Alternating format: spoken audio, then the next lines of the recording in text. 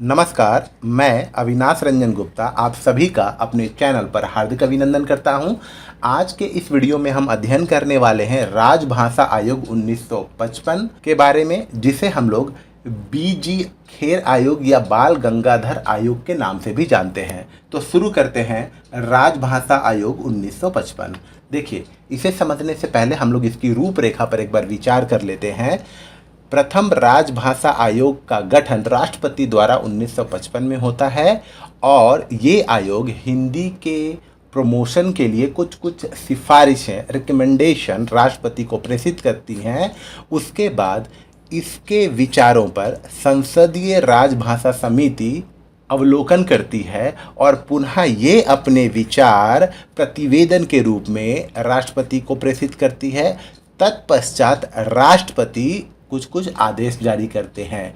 तो ये है इसकी रूपरेखा। सबसे पहले हम लोग आते हैं प्रथम राजभाषा आयोग 1955 पर। देखिए, राष्ट्रपति ने संविधान के अनुच्छेद अर्थात धारा या आर्टिकल 344 उपबंध 1 के तहत प्रदत्त शक्तियों का प्रयोग करते हुए 7 जून 1955 को श्री बाल गंगाधर खेर की अध्यक्षता में हिंदी के विकास एवं प्रयोग के संबंध में सिफारिशें करने के लिए 21 सदस्यों वाली एक आयोग का गठन किया। इसे प्रथम राजभाषा आयोग 1955 या खेर आयोग के नाम से भी जाना जाता है। तो हम लोगों को ये पता चल रहा है कि जैसा धारा 344 या आर्टिकल 344(1) में वर्णित है कि स्वाधीनता के बाद जब संविधान लागू होगा तो उसके 5 सालों के बाद राष्ट्रपति एक राजभाषा आयोग का गठन करेगा और वो हिंदी की सिफारिशें या हिंदी से जुड़े रिकमेंडेशन राष्ट्रपति को प्रेषित करेगा। इसीलिए 7 जून 1955 को श्री बाल गंगाधर खेर, इसे हम लोग बाला साहेब गंगाधर खेर के नाम से भी जानते हैं और ये बॉम्बे राज्य के मुख्यमंत्री भी रह चुके हैं, इनकी अध्यक्षता में 21 सदस्यों वाली एक आयोग का गठन किया गया। अब इस समिति ने क्या क्या रिकमेंडेशन दिया, इसे देखते हैं। खेर आयोग ने 31 जुलाई 1956 को अपना प्रतिवेदन अर्थात रिपोर्ट राष्ट्रपति को प्रस्तुत किया। आयोग की प्रमुख सिफारिशें रिकमेंडेशंस इस प्रकार थी। क्या क्या रिकमेंडेशन थी देख लेते हैं। देखिए, भारत की जनतांत्रिक पद्धति को ध्यान में रखते हुए अखिल भारतीय स्तर पर सामूहिक माध्यम के रूप में अंग्रेजी को स्वीकार करना संभव नहीं है। भारतीय भाषाओं के माध्यम से ही अनिवार्य शिक्षा देने की संभावनाओं पर विचार करना चाहिए। प्रशासन को सार्वजनिक जीवन एवं दैनिक कार्यकलापों में विदेशी भाषा का प्रयोग करना उचित नहीं है। पहले पॉइंट में राजभाषा आयोग 1955 ये कह रही है कि अंग्रेजी का प्रयोग नहीं किया जाना चाहिए, हिंदी के प्रयोग पर बल दिया जाना चाहिए और शिक्षा का माध्यम भी हिंदी ही बनाया जाना चाहिए। दूसरा पॉइंट देखिए, बहुमत द्वारा बोली तथा समझी जाने वाली हिंदी पूरे देश के लिए एक सुस्पष्ट भाषा माध्यम है।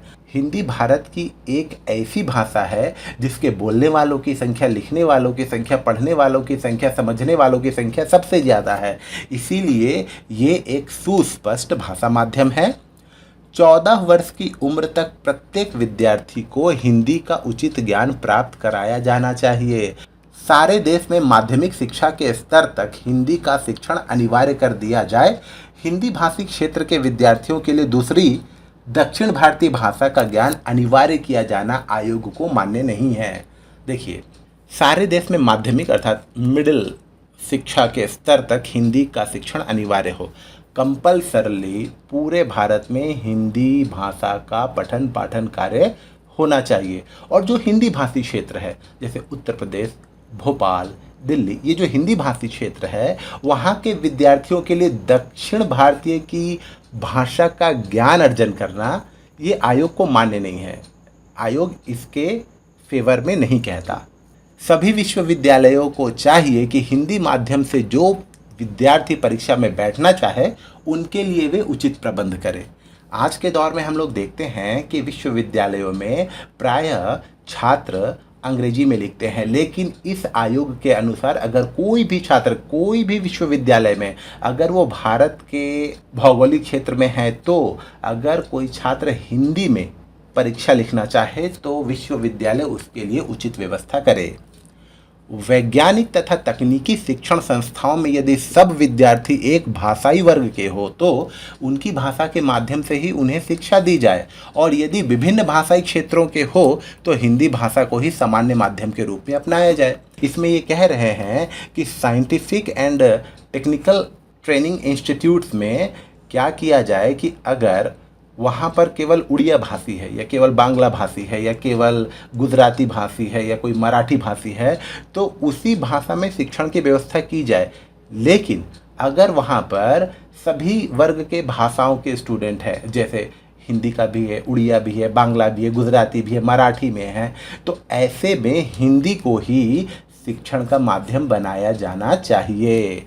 7वां नंबर पॉइंट है, प्रशासनिक कर्मचारियों के लिए हिंदी का निश्चित अवधि में आवश्यक ज्ञान प्राप्त करने के लिए नियम लागू किए जाए और ऐसा ना करने वालों को दंडित किया जाए। अर्थात जो एडमिनिस्ट्रेटिव वर्क के एम्प्लॉई हैं उनके लिए हिंदी का ज्ञान कंपल्सरली किया जाए, अनिवार्य रूप से किया जाए। और अगर कोई कर्मचारी हिंदी सीखने में आनाकानी करता है या अरुचि दिखाता है तो उसे दंडित किया जाए। जनता से सीधा संबंध रखने वाले विभागों और संगठनों में आंतरिक कार्यों में हिंदी और जनता से व्यवहार हेतु क्षेत्रीय भाषा व्यवहार में लाई जाए। देखिए, जनता से सीधा संबंध रखने वाले जितने भी डिपार्टमेंट्स हैं या जितने भी ऑर्गेनाइजेशन हैं वो अपने इंटरनल कामों के लिए हिंदी भाषा का प्रयोग करेंगे, और जनता से अगर किसी भी प्रकार का वो पत्र व्यवहार करते हैं या किसी भी प्रकार का कॉन्वर्सेशन करते हैं तो क्षेत्रीय भाषा ही व्यवहार में लाई जानी चाहिए। जैसे अगर मैं उड़ीसा का रहने वाला हूं तो उड़ीसा में अगर कोई भी डिपार्टमेंट और कोई भी ऑर्गेनाइजेशन अगर मुझसे कोई कांटेक्ट करना चाहेगा तो उड़िया भाषा में करे, लेकिन वो अपने आंतरिक कार्य हिंदी भाषा में ही करे।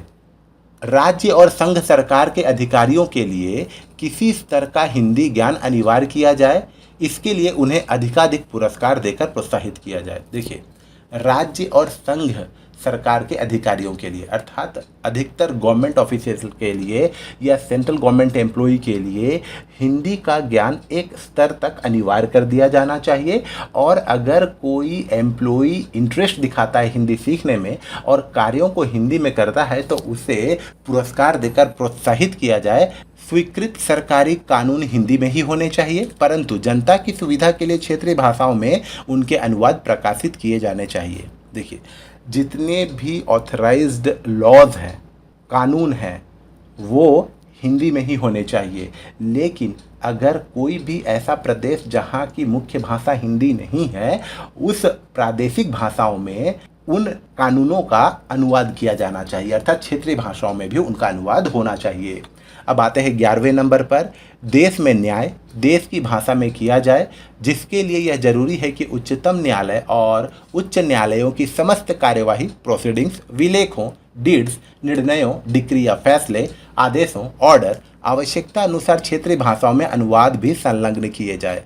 न्याय की भाषा हिंदी होनी चाहिए और इसके लिए जरूरी है कि सुप्रीम कोर्ट, उच्चतम न्यायालय और हाई कोर्ट्स की समस्त प्रोसीडिंग्स जो है वो हिंदी में की जाए। लेकिन हाँ, अगर कोई डीड है, कोई निर्णय है, कोई ऑर्डर है, आवश्यकता अनुसार उसका क्षेत्रीय भाषाओं में अनुवाद भी संलग्न किया जाए, अटैच किया जाए। 12वां नंबर जो है और ये अंतिम है, अखिल भारतीय और केंद्रीय सेवाओं हेतु, अखिल भारतीय ऑल इंडिया और केंद्रीय सेवा अर्थात सेंट्रल सर्विसेज हेतु कर्मचारियों के लिए हिंदी की योग्यता रखना आवश्यक किया जाए। अगर कोई ऑल इंडिया लेवल पर काम करना चाहता है या कोई सेंट्रल गवर्नमेंट में सर्विस करना चाहता है तो उन कर्मचारियों के लिए हिंदी का ज्ञान आवश्यक होना चाहिए। इन परीक्षाओं में हिंदी का अनिवार्य प्रश्न पत्र रखा जाए, अर्थात जब वो रिटन एग्जाम देंगे तो उसमें हिंदी का अनिवार्य प्रश्न पत्र होगा, क्वेश्चन पेपर होगा। परंतु अहिंदी भाषी विद्यार्थियों की सुविधा की दृष्टि से उसका स्तर साधारण रहे। अर्थात अगर दिल्ली का कोई छात्र सेंट्रल गवर्नमेंट जॉब के लिए अप्लाई कर रहा है तो उसके लिए तो एक आदर्श प्रश्न पत्र रहेगा ही हिंदी का। लेकिन अगर उड़ीसा का या बंगाल का या गुजरात का या महाराष्ट्र का अगर कोई छात्र सेंट्रल गवर्नमेंट के लिए या कोई कैंडिडेट या कोई प्रार्थी सेंट्रल गवर्नमेंट के लिए अप्लाई कर रहा है तो उसके जो क्वेश्चन पेपर होंगे, हिंदी से जुड़े क्वेश्चन पेपर, वो एवरेज होंगे या ईजी होंगे, स्टैंडर्ड नहीं होंगे। अब हम लोग आ जाते हैं विशेष द्रष्टव्य पर। तो प्रथम राजभाषा आयोग ने जो जो सिफारिशें प्रस्तुत की उसके बारे में हम लोगों ने जान लिया। अब आ जाते हैं विशेष द्रष्टव्य पर। देखिए, आयोग में कुल 21 सदस्य थे, जिसमें से 2 सदस्यों ने पहले बंगाल के सुनीति कुमार चटर्जी, ये भाषाविद भी रह चुके हैं, व तमिलनाडु के पी सुब्बोरोयान आयोग की सिफारिशों से असहमति प्रकट की और आयोग के सदस्यों पर हिंदी का पक्ष लेने का आरोप लगाया। देखिए, एक थे बंगाल के और दूसरे थे तमिलनाडु के, और आपको मालूम होगा तमिलनाडु में हिंदी का घोर विरोध होता आया है। तो इन दोनों ने आयोग पर ये आरोप लगाया कि आयोग हिंदी का पक्ष ले रही है। जो भी हो, प्रथम राजभाषा आयोग या खेर आयोग ने हिंदी के अधिकाधिक और प्रगामी प्रयोग पर बल दिया था। खेर आयोग ने जो ठोस प्रस्ताव रखे थे, सरकार ने उन्हें महज औपचारिक मानते हुए राजभाषा हिंदी के विकास के लिए कोई ठोस कदम नहीं उठाए। अब हम लोग आ जाते हैं संसदीय राजभाषा समिति पर। देखिए, राजभाषा आयोग 1955 ने अपनी सिफारिशें प्रस्तुत की और राष्ट्रपति को प्रेषित कर दी। राष्ट्रपति को प्रेषित करने पर ये संसदीय राजभाषा समिति ने ही उस आयोग की सिफारिशों पर अवलोकन किया और इस समिति का गठन संविधान की धारा 344 उपबंध 4 के अनुसार नवंबर 1957 को हुआ, जिसमें 30 सदस्य थे, 20 लोकसभा से और 10 राज्यसभा से। तत्कालीन अर्थात उस समय के गृह मंत्री होम मिनिस्टर गोविंद वल्लभ पंत ने 26 बैठकों में व्यापक विचार विमर्श के बाद 8 फरवरी 1959 को महामहिम राष्ट्रपति को प्रेषित किया। इसे गोविंद वल्लभ पंत समिति के नाम से भी जाना जाता है। तो इस तरीके से हम लोग ये जान पा रहे हैं कि राजभाषा आयोग 1955 ने जो भी हिंदी की सिफारिशें प्रस्तुत की उसका अवलोकन संसदीय राजभाषा समिति करेगी। इसमें कुल 30 सदस्य हैं। इसके अध्यक्ष हैं गृह मंत्री गोविंद वल्लभ पंत, जो उत्तर प्रदेश के पहले मुख्यमंत्री रह चुके हैं, और इन्होंने ही उत्तर प्रदेश का नाम यूनाइटेड प्रोविंसेस से बदलकर उत्तर प्रदेश रखा था। अब हम लोग देखते हैं संसदीय राजभाषा समिति के क्या क्या विचार थे। देखिए, जब तक कर्मचारी और अधिकारी हिंदी का ज्ञान प्राप्त न कर लें, वे अंग्रेजी में कार्य कर सकते हैं।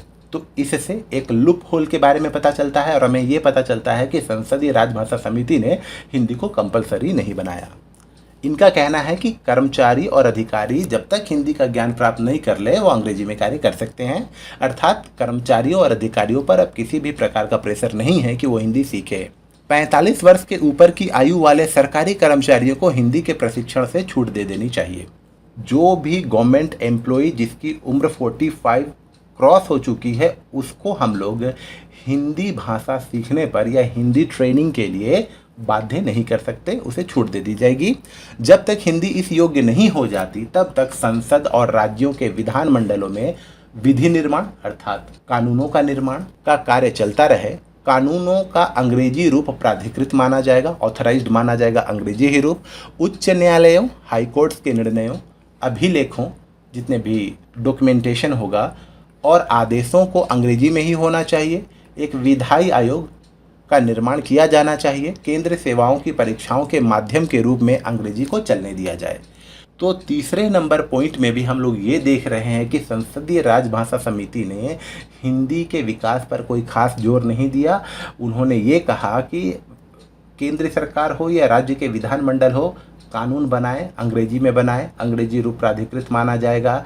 न्यायालय के निर्णय और फैसले ये सब अंग्रेजी में ही हो। लेकिन हाँ, एक विधायी आयोग का निर्माण किया जाना चाहिए जो अंग्रेजी के नियमों को हिंदी में ट्रांसलेट कर सके, लेकिन केंद्रीय सेवाओं की परीक्षाओं के माध्यम के रूप में अंग्रेजी को ही चलने दिया जाए।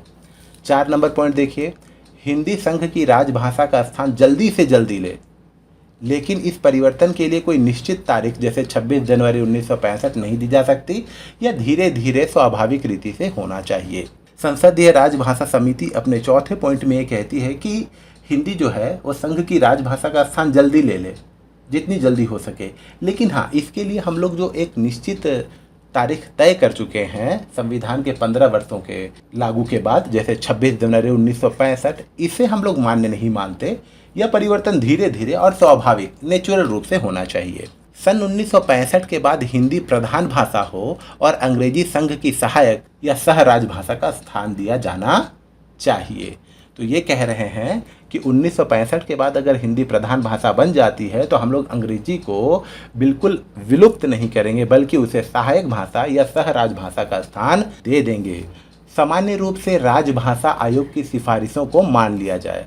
सामान्य रूप से, ऐसा नहीं कि हार्ड एंड फास्ट रूल से राजभाषा आयोग की सिफारिशों को माना जाएगा। तो ये 6 पॉइंट संसदीय राजभाषा समिति ने राष्ट्रपति के विचार हेतु प्रस्तुत किए। अब हम लोग आ जाते हैं इसके जुड़े विशेष द्रष्टव्य पर। देखिए, पंत समिति के सिफारिशों से राजर्षि पुरुषोत्तम दास टंडन और सेठ गोविंद दास असहमत व असंतुष्ट थे और उन्होंने यह आरोप लगाया कि सरकार हिंदी को राजभाषा के रूप में प्रस्थापित करने के लिए आवश्यक कदम नहीं उठाए हैं। अर्थात 30 सदस्यों में से 2 सदस्य पुरुषोत्तम दास टंडन और सेठ गोविंद दास असहमत व असंतुष्ट थे, क्योंकि उन्होंने कहा कि संसदीय राजभाषा समिति ने हिंदी को राजभाषा या हिंदी के प्रमोशन के लिए, विकास के लिए आवश्यक कदम नहीं उठाए हैं। इन दोनों नेताओं ने समिति द्वारा अंग्रेजी को राजभाषा बनाए रखने का घोर विरोध भी किया। जो भी हो, सरकार ने पंत की समिति की सिफारिशों को स्वीकार कर लिया। अब हम लोग आ जाते हैं प्रथम राजभाषा आयोग की सिफारिशों। संसदीय राजभाषा समिति की सिफारिशों को जब राष्ट्रपति के पास पेश किया गया तो राष्ट्रपति ने क्या आदेश दिया? ये राष्ट्रपति का आदेश 1960 के नाम से जाना जाता है। देखिए, राजभाषा आयोग और संसदीय समिति की सिफारिशों पर विचार करने के पश्चात राष्ट्रपति ने जो आदेश जारी किया उसके प्रमुख बिंदु इस प्रकार हैं। क्या क्या है देखिए। सबसे पहले शिक्षा मंत्रालय, विधि मंत्रालय, वैज्ञानिक अनुसंधान व सांस्कृतिक कार्य मंत्रालय तथा गृह मंत्रालय को हिंदी को राजभाषा के रूप में विकसित करने हेतु विभिन्न निर्देश जारी किए गए। अर्थात जो भी मंत्रालय या मिनिस्ट्री हिंदी से जुड़े हुए हैं या हिंदी को प्रमोट कर सकते हैं, उसके लिए निर्देश जारी किया गया कि आप हिंदी को प्रमोट करने के लिए ठोस कदम उठाएंगे। दूसरा पॉइंट देखिए, अखिल भारतीय सेनाओं में भर्ती के लिए परीक्षा का माध्यम अंग्रेजी हो और कुछ समय पश्चात और अन्य प्रादेशिक भाषाओं को प्रयोग करने की व्यवस्था की जाए। तो राष्ट्रपति ने ये कहा कि ऑल इंडिया लेवल पर जब कोई सेना में या आर्मी में भर्ती होगा तो उसके लिए परीक्षा का जो माध्यम होगा वो अंग्रेजी हो, लेकिन कुछ समय बाद प्रादेशिक भाषाएं अर्थात रीजनल लैंग्वेज को भी उसमें इनकॉर्पोरेट किया जाए। जिन कर्मचारियों की आयु 45 वर्ष से कम है उनको हिंदी प्रशिक्षण अनिवार्य बनाया जाए। जी हाँ, हम लोगों ने देखा था 45 के बाद को छूट दे दी जाए, लेकिन 45 से नीचे वाले को हिंदी प्रशिक्षण कंपल्सरली दिया जाना चाहिए।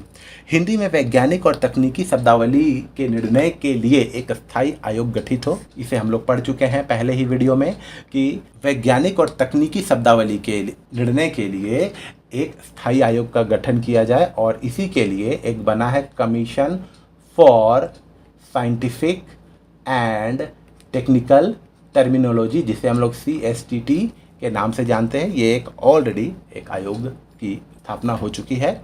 सभी प्रशासनिक साहित्य का अनुवाद किया जाए, अर्थात जितने भी एडमिनिस्ट्रेटिव टर्म्स हैं या सेंटेंसेस हैं उनका ट्रांसलेशन किया जाए।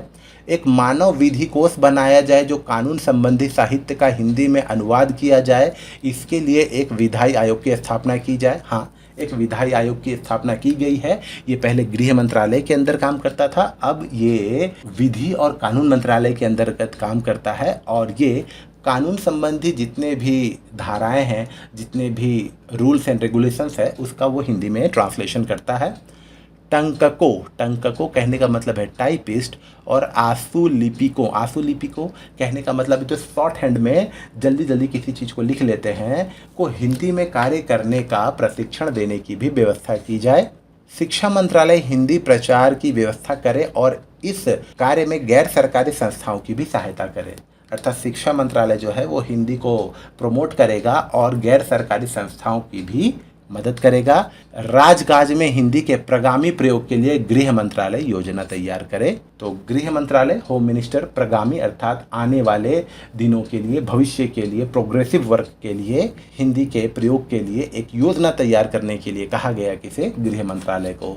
तो इस तरीके से हम लोगों ने इस पर विचार किया कि प्रथम राजभाषा आयोग, उससे जुड़े विशेष द्रष्टव्य, इसने क्या किया, सिफारिशें की, फिर संसदीय राजभाषा समिति, इसका गठन, इसके सदस्य, इसके सिफारिशों पर हम लोगों ने विचार किया, इसके विशेष द्रष्टव्यों पर हम लोगों ने विचार किया, और फाइनली राष्ट्रपति का आदेश। तो उम्मीद करता हूँ आपको मेरा ये वीडियो ज़रूर ही इन्फॉर्मेटिव लगा होगा। हम लोग पुनः मिलेंगे किसी अगले वीडियो में, तब तक के लिए धन्यवाद।